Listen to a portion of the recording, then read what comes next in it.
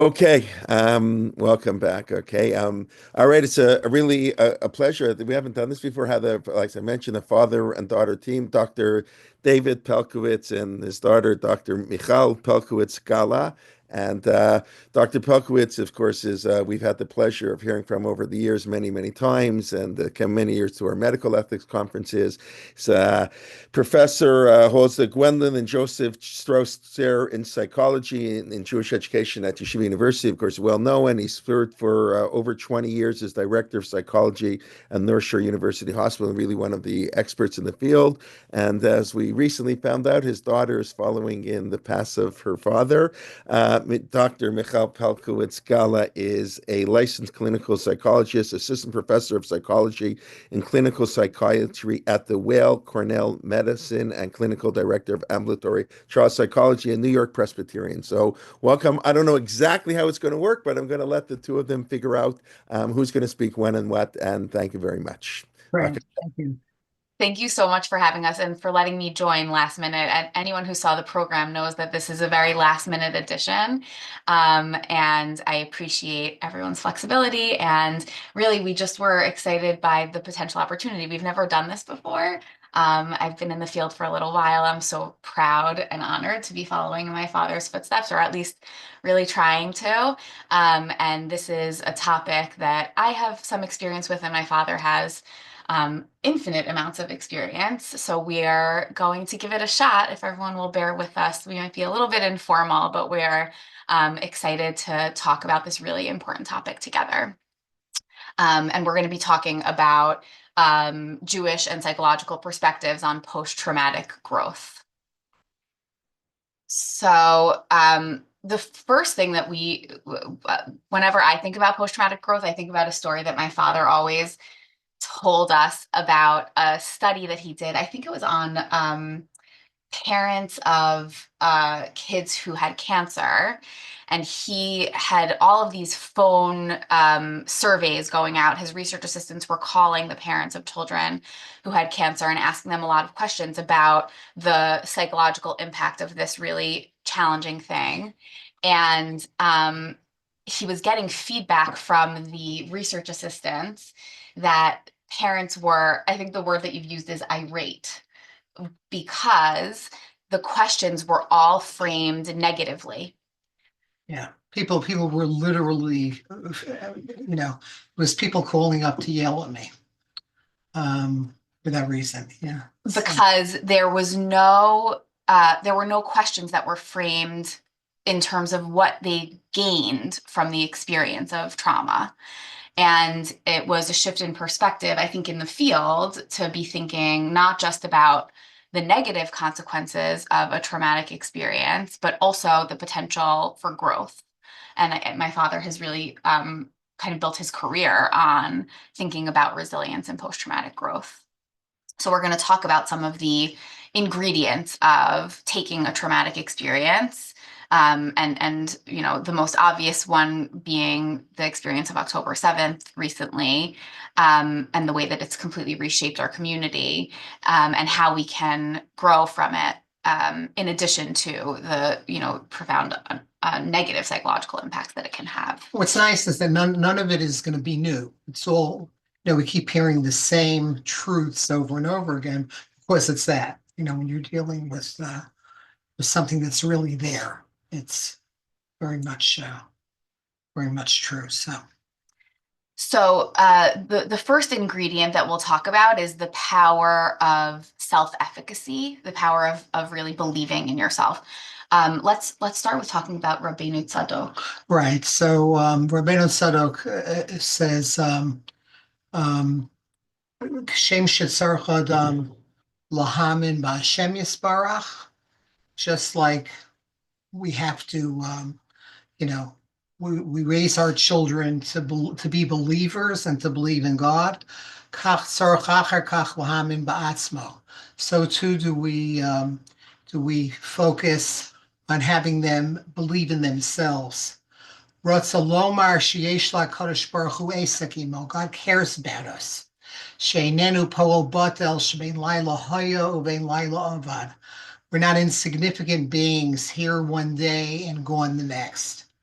And that's the core guiding thought behind this.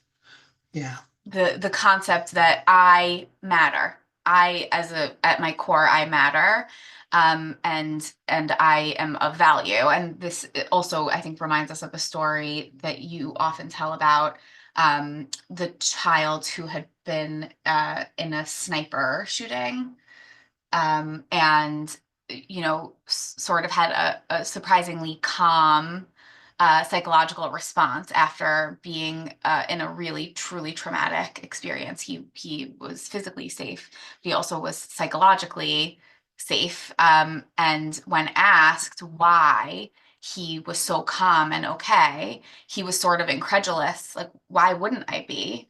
I had just the week before had an earthquake preparation class at school, and I learned what to do in a crisis situation. And because of that, I knew exactly what to do. You told me how to handle a situation like this, and now I did. That's what I did in this situation, and I was safe. And he was in fact no more prepared or no, than he would have been otherwise. And it's really pretty striking how sometimes um, we promote resilience and promote post-traumatic growth even without intending to. Mm-hmm.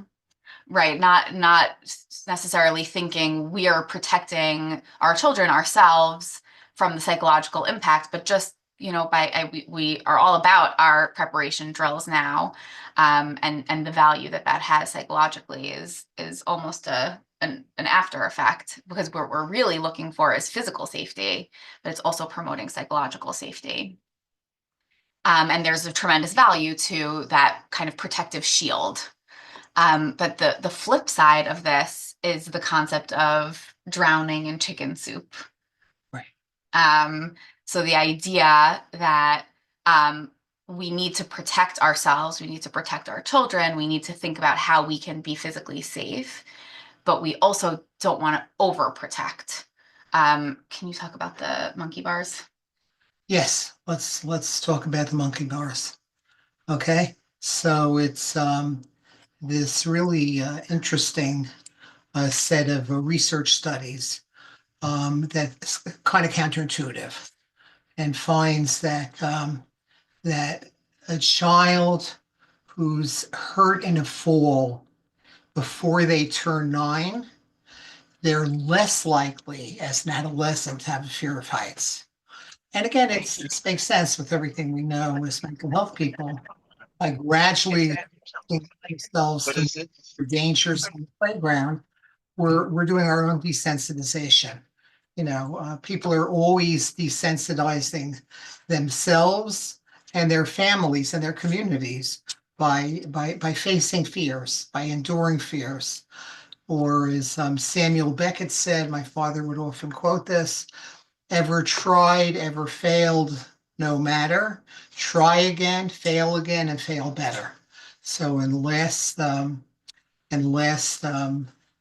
year of his life, my father would often talk about wanting to fail better, wanting to learn.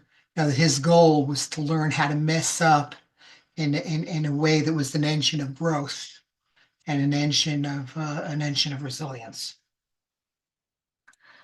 And so the idea of finding the balance, and you'll hear the theme of balance kind of throughout, finding the balance between being prepared and being protected, while also recognizing that you do have to experience pain and danger and a little bit of fear in order to try again, fail better, and in order to grow. And that is sort of, I think, the engine driving post-traumatic growth. And the next ingredient of post-traumatic growth that we wanted to talk about was the power of taking perspective. And the idea being that the way that we think about a situation has a huge impact on the way that it impacts us emotionally, and how we move forward. And there are a lot of different ways to think about our thoughts. Anyone who is familiar with cognitive behavioral therapy, the premise is that the way that we think completely determines our psychological experience or our emotional experience, or at least part of the premise. And the ability to take perspective is and kind of think about how we're thinking about a situation really helps us to lessen the impact of traumatic experiences and also potentially even turn them into growth opportunities. Let's talk about Natan as a palindrome.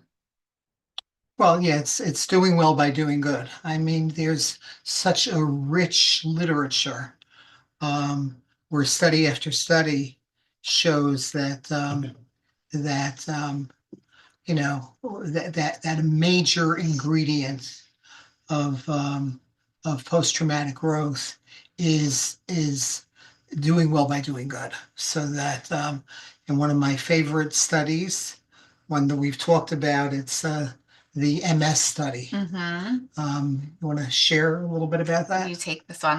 This was new to me. Yeah. So the MS study was that they found that they randomly assigned people who had been diagnosed with MS into two groups. One group was assigned to give, another group was assigned to receive. Okay. They controlled for level of severity of illness and all kinds of other kinds of variables, but they found that those who were assigned to actually to be in the giving group, right? They were the ones who did best long term in terms of all what we're talking about in terms of growth through falling, rising through falling. And this was, I think, particularly profound, and a lot of the way that you have talked about post-traumatic growth was in the context of September 11th, and all of the work that you did after September 11th, but it continues very much to be true. Anecdotally, after October 7th, my family moved into a new community on, I think the date was October 4th, 2023. Really like inconveniently during Halloween.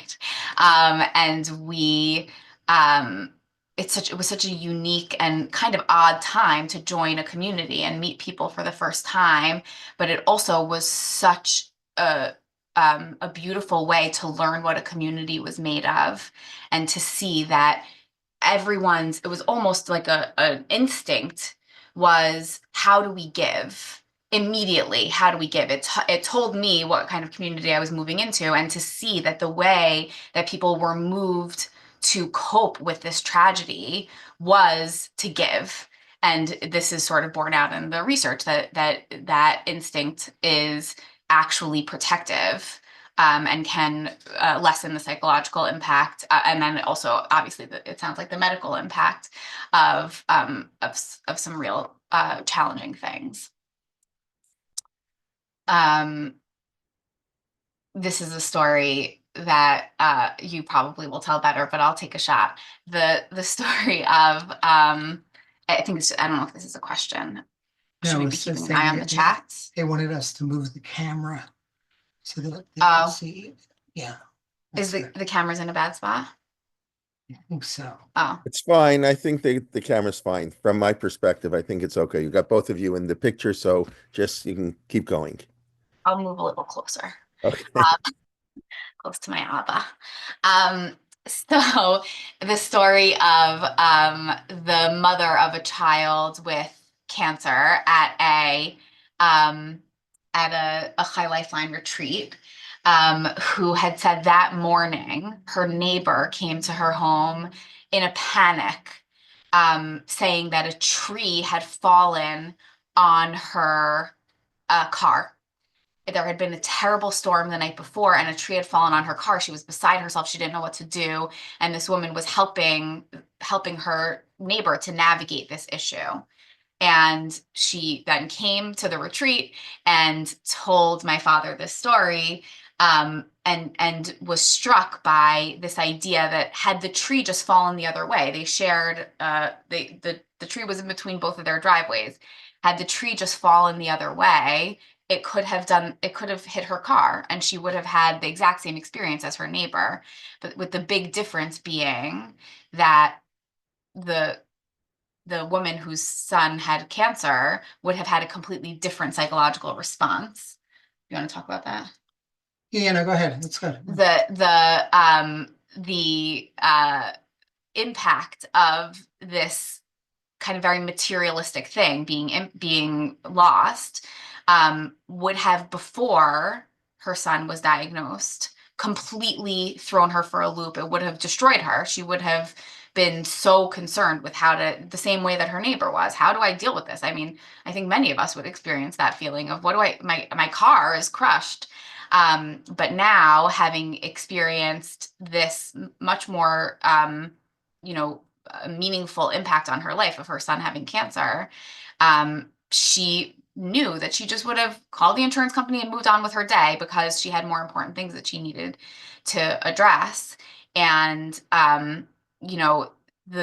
the way that her entire perspective on the world and her life and the things that matter had shifted when everything became a matter of life and death, just is a very important thing to pay attention to, and an important element of post-traumatic growth is recognizing the way that this shift in perspective can really change who you are and how you live your life.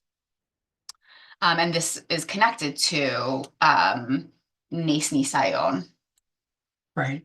Growing through falling. And again, it keeps coming back to this Ilu nafalti lo kamti, Ilu yashavti b'choshech lo hayarli.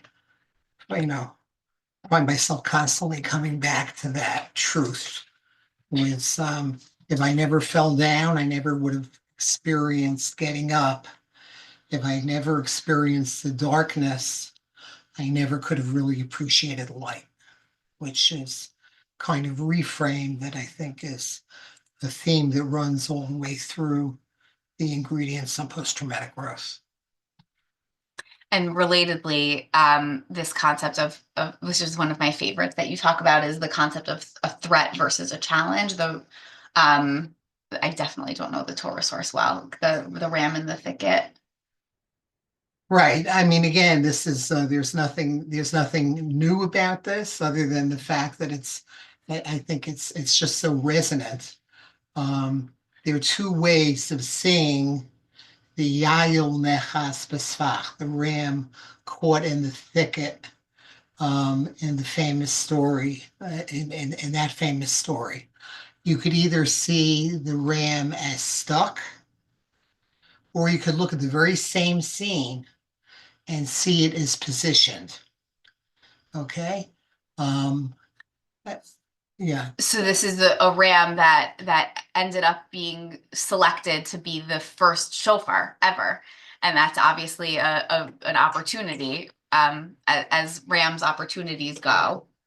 And the idea that ram that was stuck in the thicket could have, experienced that as a threat or as a challenge or an opportunity. And again, this is this idea of the shift in perspective, changing the way that we're thinking about a situation that we're in, and a traumatic experience can really change the way that we move forward from it.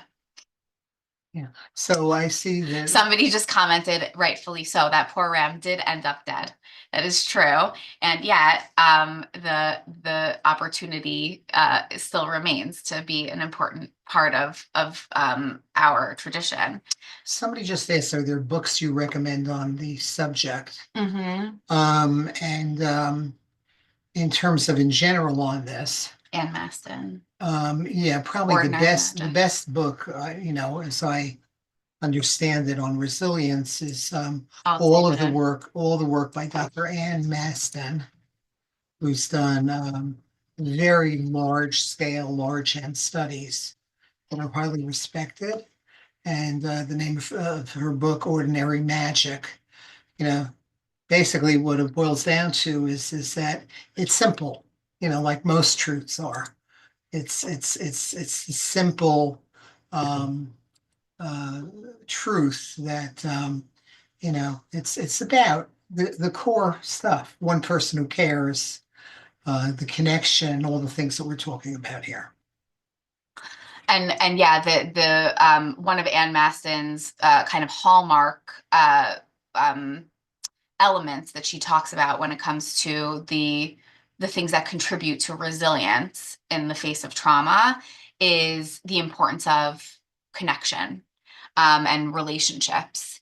And the idea that having somebody that you can turn to, having relationships that are important to you, someone that you can wake up at 3 o'clock in the morning if you are in trouble, that is very protective of it can be the difference between developing psychological impacts of trauma. So PTSD, one of her studies found that the rate of PTSD was directly impacted by children having relationships with mentors and other people outside of their family.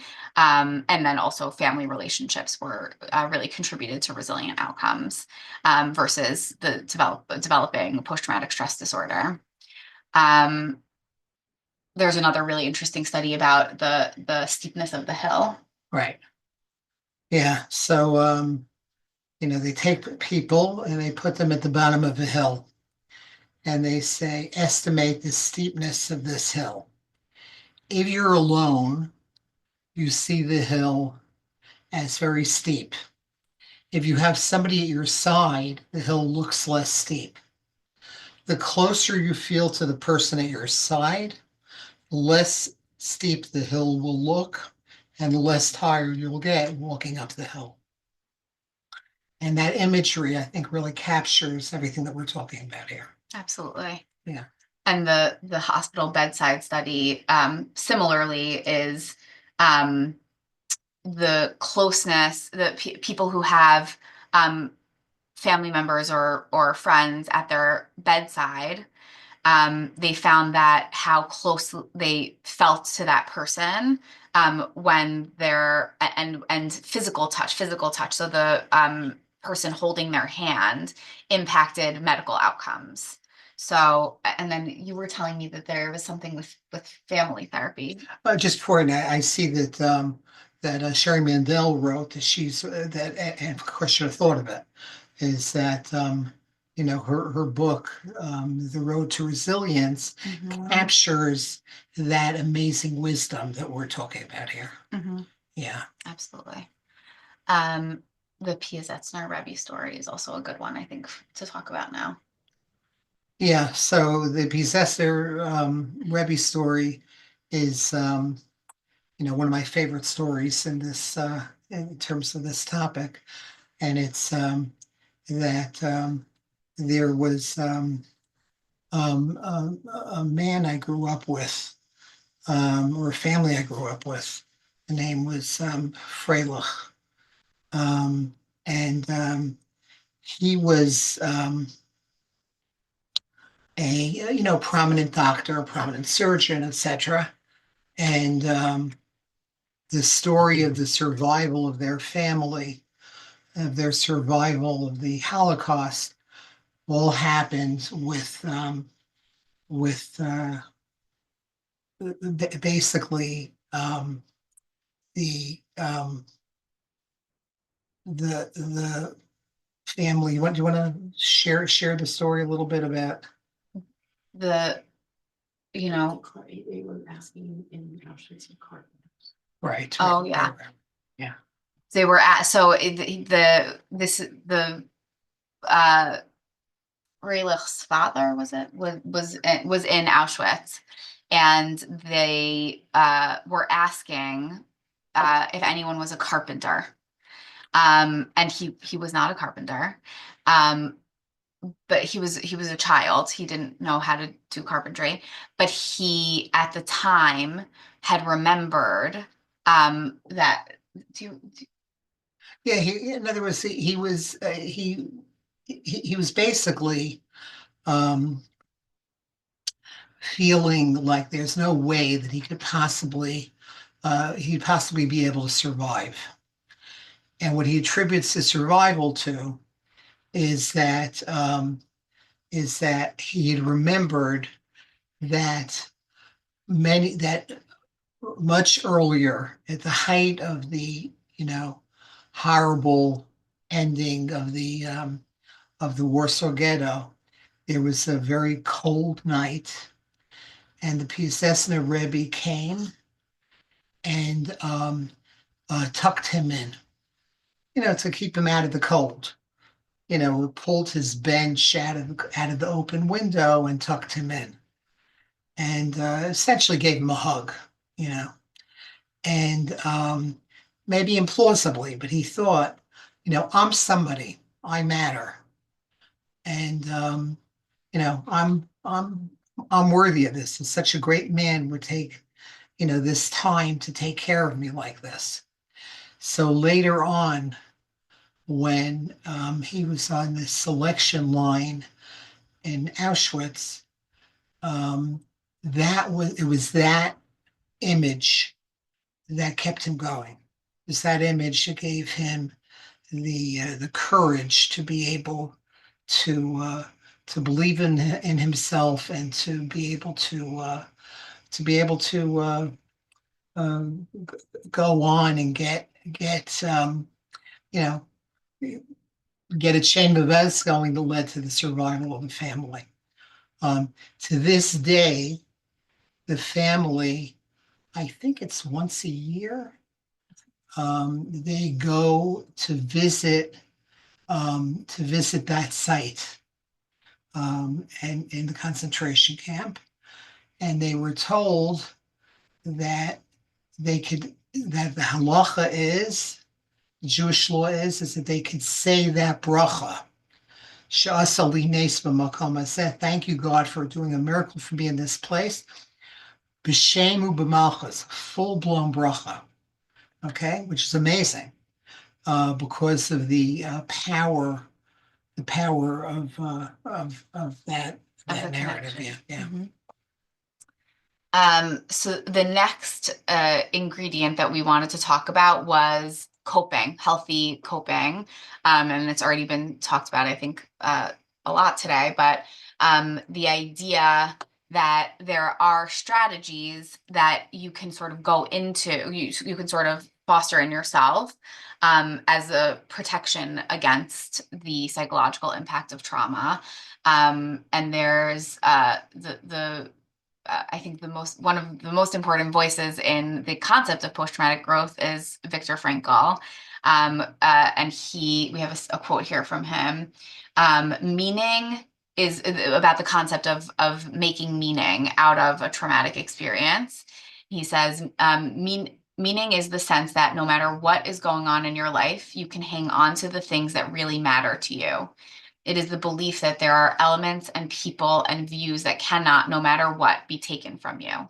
So this idea that, similar to what we were talking about earlier with the I matter concept, the idea that there is something at your core that makes you who you are, and being able to connect to that and connect to how that is related to your experiences, and how you can create a sense of purpose out of that can be very, very protective.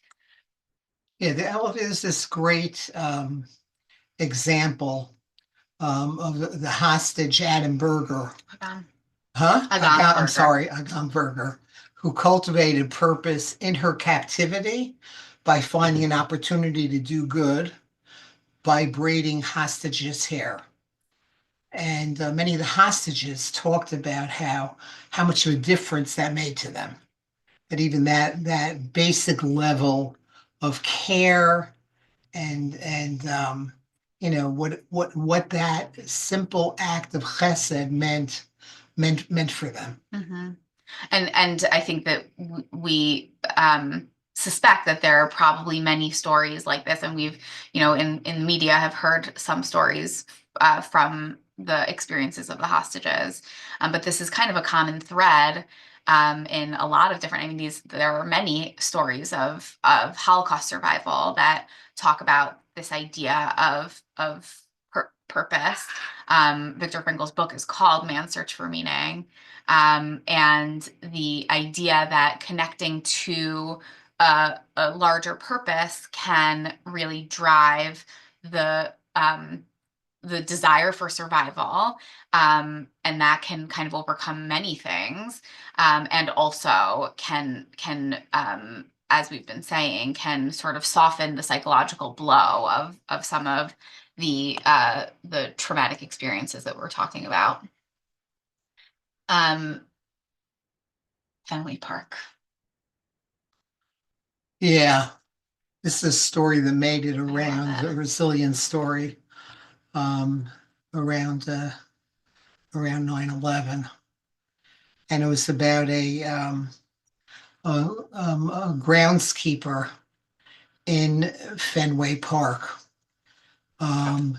who was just sitting in the stands on a day off and watching this boy practicing his pitching, practicing. So, the kid looks out to the stands and he calls out, I'm the best baseball player of all time. And he swings and he misses. And he does this for like 20 strikes in a row. And finally, this old man can't take it anymore. He says, son, he says, it's great that you have such confidence, but you just had 20 strikes in a row. How could you possibly maintain your confidence in the face of that kind of repeated failure? So the kid gives him a big smile and says, yeah. He said, but have you ever seen such amazing pitching? So it's all about perspective. It's all about what you focus on. That was one of the most repeated stories at the height of 9/11. I love that story. And I think it's a good reflection of what we're talking about here, which is if you just make a slight adjustment, just a few degrees to the left or a few degrees to the right, you can completely change your experience, and completely change how the story that you tell yourself about your life, about what you've gone through. And that can make all the difference. You know what, let's talk about gratitude, because that's one of my favorites. So the final ingredient is the value of and the skill of gratitude. Right. So to summarize some of the thinking on gratitude, the number one challenge is, and I think this was alluded to by virtually all the other speakers, is what's referred to often as the ordeal of the ordinary. Is that we tend to be most grateful, or least grateful, I'm sorry, to those we owe the most to. Okay, the more we owe somebody something, the harder it is to be grateful to them, because habituation takes over. And yet, if you think about the benefits of gratitude, it's amazing. It's those who systematically are able to bring that element into their toolbox of coping will find that a rise in happiness, a better sleep, and the fact that it's sort of catchy. So the whole culture of one's family can become one of giving as opposed to one of taking. The Hawaii story, that's a good one. Yeah. Okay. The Hawaii, this is my father, you went to a conference. He used to bring us to conferences every year. Each one of us would get to go to one of a big psychological conference with him. And somehow none of us got taken to one that was in Hawaii. I don't know why he didn't bring us. But he was sitting in a beautiful setting at his hotel. And you want to share when you experience that kind of beauty, or that kind of specialness. You want to share it. It's not enough to experience it alone. So I turned to the hotel worker and I said, I can't even imagine what it's like experiencing this on a regular basis. It's like coming to work every morning. I remember there was a moonbow. Oh, It wow. was, yeah.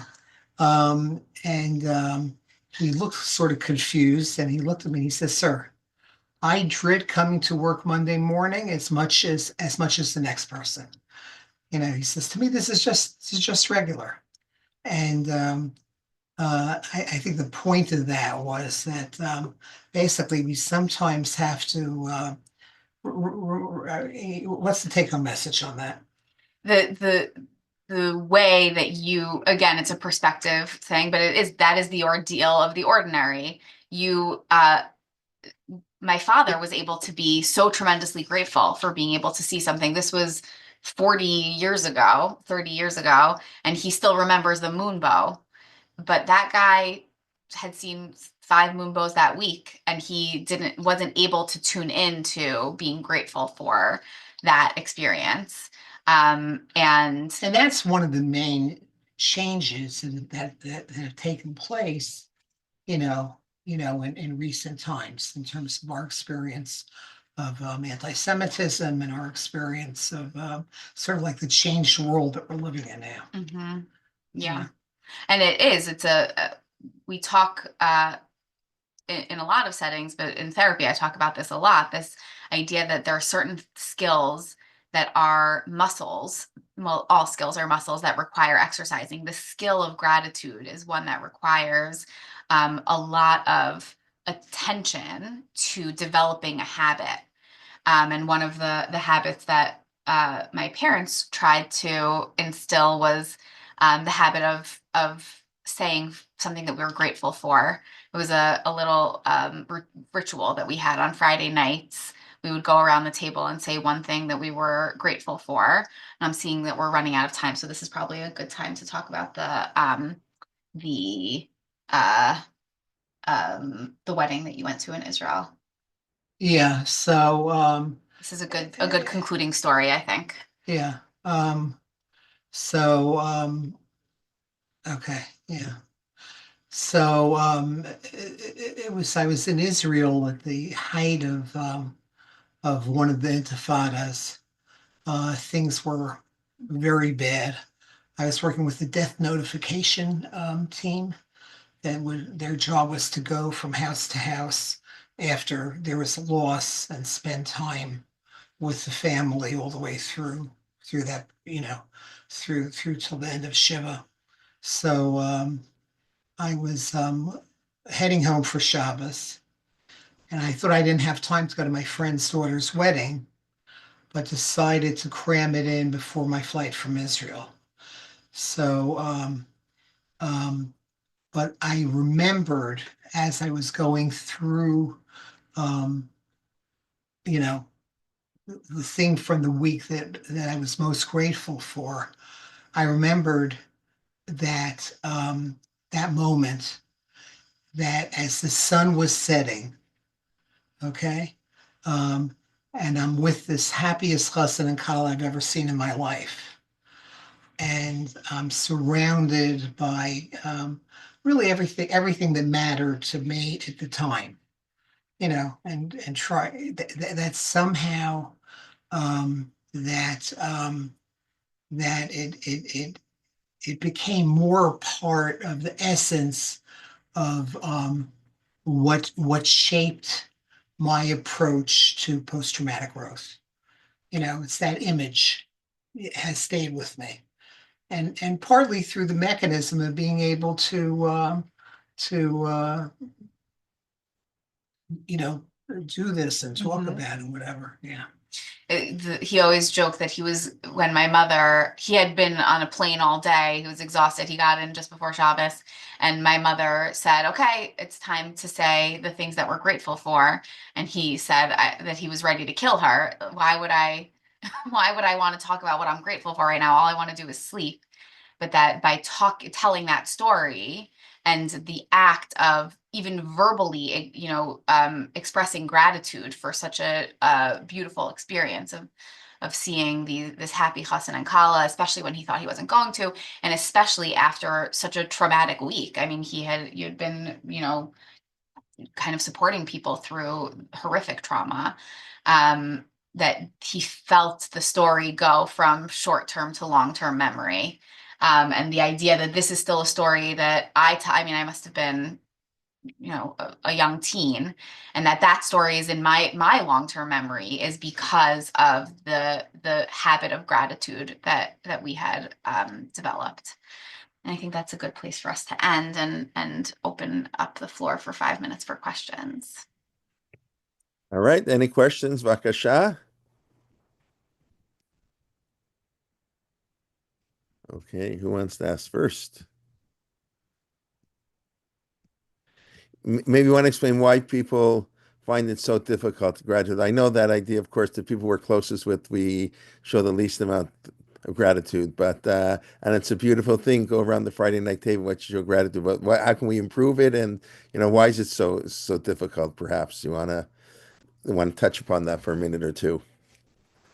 I mean, why is it so difficult to make time and to do that? Like it shouldn't be so hard, right? Um, yeah. Although I find that kids often fight it, but once you get into it, they start liking it. Yeah. Yeah, go ahead. Do you want to think One of the things that I talk to kids about in therapy that is really challenging at the beginning, but is a habit that can be developed is there's an interesting study on gratitude journaling, on writing down things that you're grateful for. I encourage my patients to write 5 things that they're grateful for. Sometimes I say every day, but that never actually happens. So 5 things that they're grateful for every week. And I encourage them to start with something small. I'm grateful, or start with something big, sorry, that I'm grateful for my family. I'm grateful that I go to a good school. I'm grateful that I have my health, which many people are the habit of the ordinary are not really thinking about, but these are sort of big things. And then if you challenge yourself to think of something different each week. So you're not going to be grateful, even if you have your health from one week to the next, you're not going to be allowed to write that you're grateful for your health 2 weeks in a row. Then you find that you start to zoom in on really seemingly minute and negligible things. Like, I'm grateful that the sun was shining for the 5 minutes that I walked from the subway to my office. I'm grateful that I was able to find the pair of socks that I prefer to wear to sleep last night. I'm grateful that the grocery store had the brand of potato chips that I like. And the more you do that, the more you're tuning yourself in to noticing how lucky we are, even in the context of some really horrible things and really challenging life circumstances. We also are really fortunate. And the more that we exercise that muscle, the more we're able to shift our perspective to the positive instead of the negative. It's interesting, isn't it, that Modim de Rabbanan teaches us that gratitude is one thing that cannot be vicarious. Yes. Yeah, it is very interesting. Yes, that's can't delegate. Thank you very much. Okay, with that, I think we can get a 60-minute break, 1 extra minute, and Sherry Meldell will open up the afternoon program at 12:15, followed by Debbie Ackerman David Rosemarin and Doron Perez. I think we had a wonderful morning program, and I think really a powerful afternoon program. So take a stretch, get a cup of coffee, go outside, have gratitude for the nice weather. The sun is shining in Toronto, even as the snow is on the ground, but it's melting away. It's going to be nice weather, and yes, to show gratitude for the wonderful things we have, despite the trauma and all the difficulty. So we'll take a 50-minute break. Please invite a friend. Now you have a minute, just one friend. Everybody send a link, send to register to one of your friends, let them join. We still have a few hours left, so that would be our best form of advertising is, person to person, letting everybody know. So we'll see you in a few minutes.